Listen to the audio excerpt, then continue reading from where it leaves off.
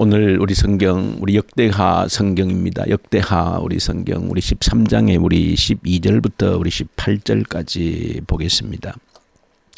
우리 구약 성경 역대하 우리 13장, 우리 12절부터 우리 18절입니다. 구약 성경 673페이지쯤입니다. 673페이지쯤 13장, 우리 12절부터 우리 18절까지를 함께 봅니다.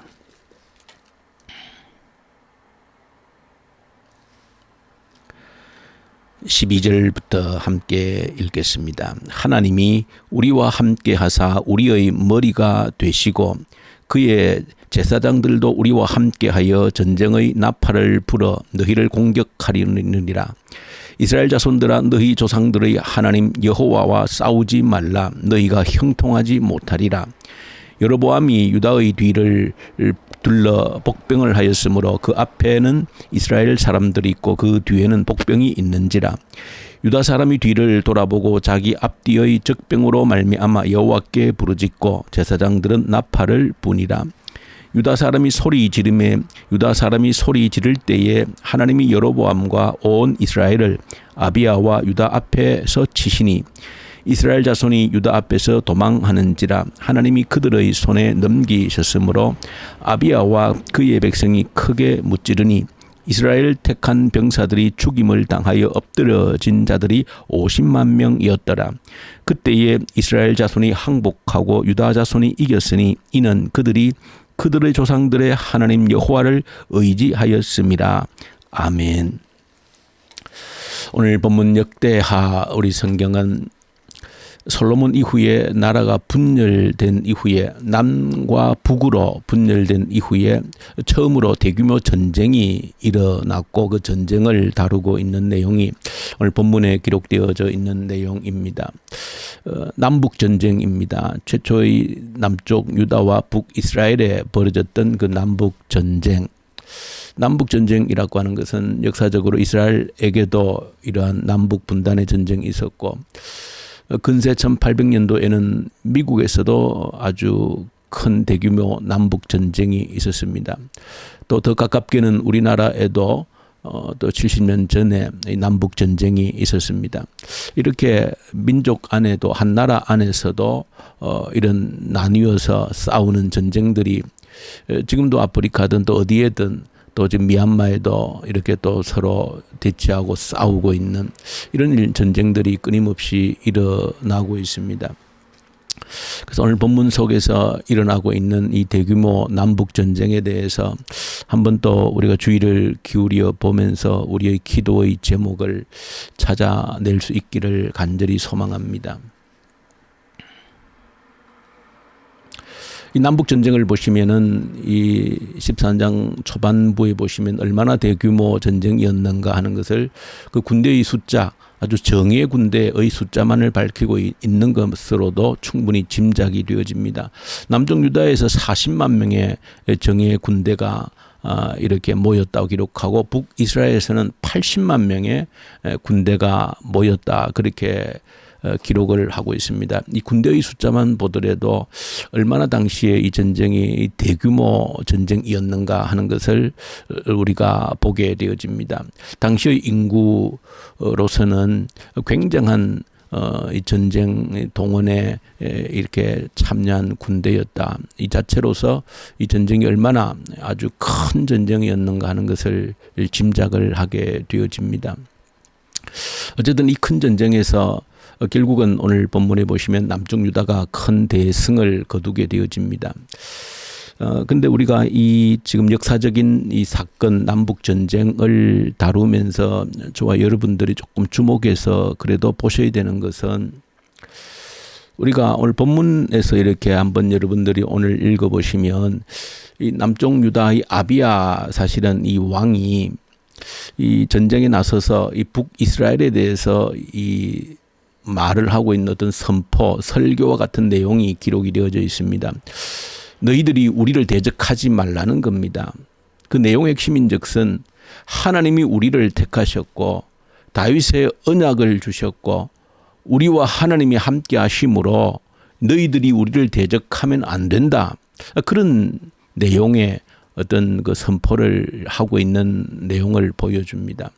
그러고 보면 우리가 한편에서 조금 짧게 생각하면 마치 하나님께서 어디에 남쪽 유다의 편에만 서 있고 저 북쪽의 사람들은 본래부터 하나님을 등지고 있는, 하나님을 대적하고 있는 그런 사람인 것으로 우리가 오해를 할 수가 있습니다. 그러나 우리가 성경을 조금 더 유의해서 보시면 전혀 그렇지 않다는 것을 우리가 먼저 아셔야 되는 겁니다. 왜냐하면 남북이 왜 분단이 되었느냐라고 할 때에도 그 이유를 아주 제일 중요한 이유만 살펴보더라도 남북이 분열이 되어지고 분단이 되어진 것은 사실은 이 솔로몬의 잘못 때문이 가장 큰 원인이 제공이 되어진 겁니다. 솔로몬의 잘못 때문에, 범죄한 때문에 남북이 분열되어진 것이지 북쪽 이스라엘이 반역을 해서 그들이 나라를 두 쪽으로 나눈 것이 아닙니다. 또 그들이 하나님을 저항해서 우리는 하나님을 싫다, 하나님을 믿지 않겠다, 이런 의미로 또 나라를 분열해서 두 나라로 쪼개어진 것도 결코 아닙니다. 성경으로 보시면 솔로몬의 범죄로 인하여서 하나님께서 나라를 그 징계의 대가로 나라가 분열되어진 것입니다. 그렇기 때문에 오히려 또 다른 측면에서 보면 이 여로보암이라고 하는 사람이 북쪽의 그 이제 10지파를 대표해서 북이스라엘을 형성하게 되어지는데, 그것은 사실은 하나님께서 그 솔로몬에 대한 그 징계의 대가로 나라를 나누어서 하나님이 그 여로보암에게 10지파를 맡겨준 겁니다. 그렇기 때문에 그렇게 나라가 분열되어진 것이 하나님의 계획에 의해서 이루어진 것이다. 그런 사실을 보면 지금 아비야가 하고 있는 이 연설 내용을 보면 조금 우리가 생각할 부분이 달라지는 겁니다. 여기서 우리가 저와 여러분들이 주목해서 보셔야 되는 것이, 그런 범죄의 결과로 인하여서 나라가 분열되어졌고 하나님이 10지파를 모아서 여로보암에게 주어서 북쪽 이스라엘을 만들도록 하나님이 그렇게 허락하신 겁니다. 그러므로 남쪽 유다가 생각하는 것처럼 너희 북쪽 나라는 전혀 정통성이 없다, 하나님이 너희와 함께하지 않는다, 우리와 하나님이 함께 하신다, 다윗의 언약이 우리를 통해서 지금 내려가고 있다. 한편에서 맞는 말 같지만, 그러나 그렇다고 해서 북쪽 이스라엘이 어떤 정통성이 없고 하나님이 애초부터 싫어하셨던 그런 나라는 절대 아니라는 겁니다. 하나님이 그 나라를 세우셨고 하나님께서 여로보암을 왕으로 택하셔서 그 10지파를 맡겨주신 겁니다. 문제는 그들이 여로보암을 통하여서 하나님을 버렸다는 데에 문제가 있는 겁니다. 바꿔 생각하면 북이스라엘이 그 여로보암과 함께 이렇게 나라가 분열되어졌는데, 우리도 더 남쪽 유다보다도 훨씬 더 하나님을 더 잘 섬기자. 조금만 깊이 생각해서 왜 하나님께서 10지파를 분리해서 우리에게 이런 기회를 주셔서 나라를 세우게 하셨는지를 조금만 깊이 깨닫고, 하나님이 진노하셨기 때문이다. 하나님이 솔로몬 왕에게 진노하셨기 때문이다. 솔로몬이 마지막에는 하나님을 떠나고 하나님께 등을 돌렸기 때문에 온갖 우상들을 끌어들이고 섬겼기 때문에 하나님이 나라를 찢어서 우리 북이스라엘 10지파를 새롭게 출발할 수 있도록 그런 기회를 주셨다. 우리가 더 잘 하나님을 섬기자. 남쪽 유다보다도 하나님을 더 잘 섬기자. 그런 선한 경쟁력을 가지고,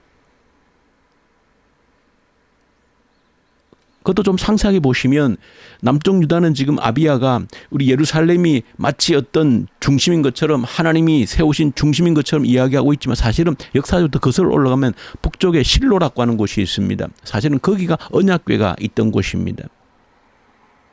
거기도 하나님의 성소였던 겁니다. 그렇다면 북이스라엘이 그 실로를 중심으로 하든지 거기에 하나님의 중심 성소를 세우고 오직 하나님만 섬기겠다고 하는 여호수아처럼 우리는 오직 하나님만 섬기겠다라고 하는 그런 선포를 하고, 오늘 아비야가 하는 연설에 보면 너희들 속에 있는, 각 지파 속에 있는 레위인들, 제사장들을 다 추방하지 아니했느냐. 그리고 우상을 끌어들이고 금송아지를 만들어 놓고 거기를 섬기는 제사장들을 돈으로 매수를 하는, 매매를 하는, 성직을 매매하는 그런 일까지 너희들이 벌이지 않았느냐. 그런 것을 여러분들 한번 이 남북전쟁의 배경에서 보시고 오늘 전쟁의 결과를 보셔야 되는 겁니다. 하나님이 일방적으로 남쪽 유다의 편을 들어주신 것이 아니라고 하는 사실을 아셔야 되는 겁니다. 북이스라엘이 그들이 하나님을 버렸기 때문입니다. 그래서 그들에게서 하나님이 떠나신 겁니다. 남쪽 유다 아무것도 사실은 더 잘했다고 할 수 있는 것이 없는 겁니다. 그들 때문에 나라가 분열 찢어진 겁니다. 이 아비야는 정통 이 솔로몬의 직계 후손이죠. 그 아버지 르호보암, 그 아버지 이제 솔로몬 이렇게 되어지니까 결국은 아비야의 할아버지 솔로몬 때문에 나라가 찢어진 겁니다. 그러니까 아비야 연설처럼 우리에게만 일방적으로 어떤 정통성이 있다 그렇게 이야기할 수도 없는 겁니다. 중요한 것은 그래도 이 아비야가 어쨌든 하나님의 편에 섰다는 것이 그 초점에 있는 겁니다. 북이스라엘은 하나님을 등졌다는 겁니다. 하나님을 버렸다는 겁니다.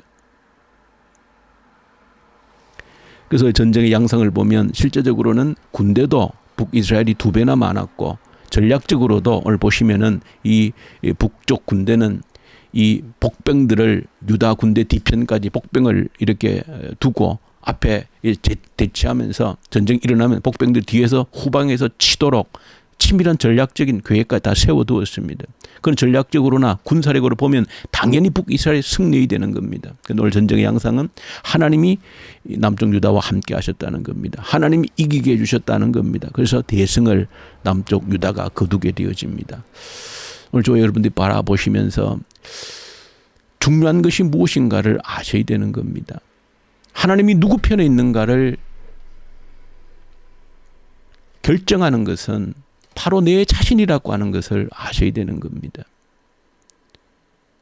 과거 역사가 규정해 주는 것이 아니고 현재 내가 누구 편에 있느냐가 중요하다는 것을 아셔야 되고, 오늘 본문 디모데전서에도 보시면 신앙을 가지고 있었지만 에베소 교회 가운데 후메네와 알렉산드라고 하는 사람은 그 믿음과 그 선한 양심을 버렸다라고 말하고 있습니다. 하나님을 버린 것입니다. 그러면 하나님께 버림을 당한 것입니다. 바울도 내가 그들을 버렸다 그렇게 표현을 하고 있습니다. 여러분들이 내가 하나님 편에 있는가 하는 것이 우리 모든 전쟁의 성패를 결정한다는 것을 깨달으셔야 되는 겁니다. 내 과거가 아무리, 내 조상이 아무리, 그것이 중요한 것이 아닙니다. 오히려 이 아비야 남쪽은 그 아버지 솔로몬 할아버지 때로 인하여서 나라가 분열되는 원인을 제공했습니다. 불구하고 그래도 하나님 편에 섰기 때문에 하나님이 그들을 대신해서 싸워주셨다는 겁니다. 북이스라엘도 분명히 전통성이 있는 거 하나님이 세우셨기 때문에, 그러나 그들이 하나님을 버렸으므로 하나님이 그들을 떠났다는 겁니다. 그들이 아무리 큰 군대를 2배의 군대를 가지고 좋은 전략을 전술을 가지고 있었지만은 전쟁에 패한 겁니다. 중요한 것은 내가 지금 하나님의 편에 서 있느냐 없느냐가 우리가 싸워야 될 모든 전쟁의 승패를 좌우한다는 사실을 이 새벽에 기억하고, 내가 오늘 하나님 편에 서 있는지를, 내가 하나님 편에 지금 서 있음으로써 하나님이 나와 함께하는, 나를 대신해 싸우시는 분이신가를 결정하는 것은 내가 지금 하나님 편에 서 있는가 하는 것이 결정한다는 것을 이 남북전쟁의 양상을 통해서 여러분들이 교훈으로 받기를 간절히 소망합니다. 주님 아버지 감사합니다. 내가 하나님의 편에 서 있는지를 겸손하게 들여다보는 기회가 되게 하여 주옵소서. 전쟁의 승패가 어떤 역사적인 사실에 달려있는 것이 아니라 내가 지금 하나님 편에 서 있는가 하는 것이 전쟁의 승패를 가른다라고 하는 것을 깨닫게 해 주옵소서. 우리 주 예수님 이름으로 기도 올려드립니다. 아멘. 하늘에 계신 우리 아버지, 아버지의 이름을 거룩하게 하시며 아버지의 나라가 오게 하시며 아버지의 뜻이 하늘에서와 같이 땅에서도 이루어지게 하소서. 오늘 우리에게 일용할 양식을 주시고 우리가 우리에게 잘못한 사람을 용서하여 준 것 같이 우리 죄를 용서하여 주시고 우리를 시험에 빠지지 않게 하시고 악에서 구하소서.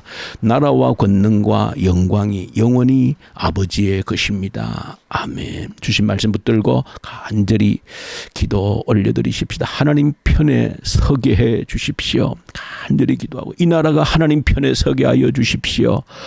북한이 다시 하나님 편에 서게 하여 주십시오. 악한 정권이 소멸되게 하시고 복음의 계절이 오게 해 주십시오.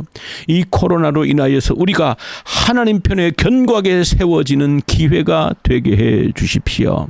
간절히 기도하고 우리 교회를 기도할 때 특별히 유초등부 위해서 기도하십시다. 우리의 아이들 우리에게 맡겨주셨는데 부모가 교회학교 교사 우리 교회가 이 아이들을 책임지고 양육해내는 이 지역의 아이들을 우리 교회가 책임질 수 있는 그런 교회로 다음 세대를 온전히 세워가는 그런 교회로서의 사명을 우리가 감당케 하여 주십시오. 간절히 주님께 기도하십시다. 우리 선교연장 터키, 이집트, 인도 우리 선교사님들 동력하는 선교사님들에게 말씀과 성령으로 충만케 하십시오. 그래서 간절히 우리 함께 기도 올려드리십시다. 우리 기도하십시다.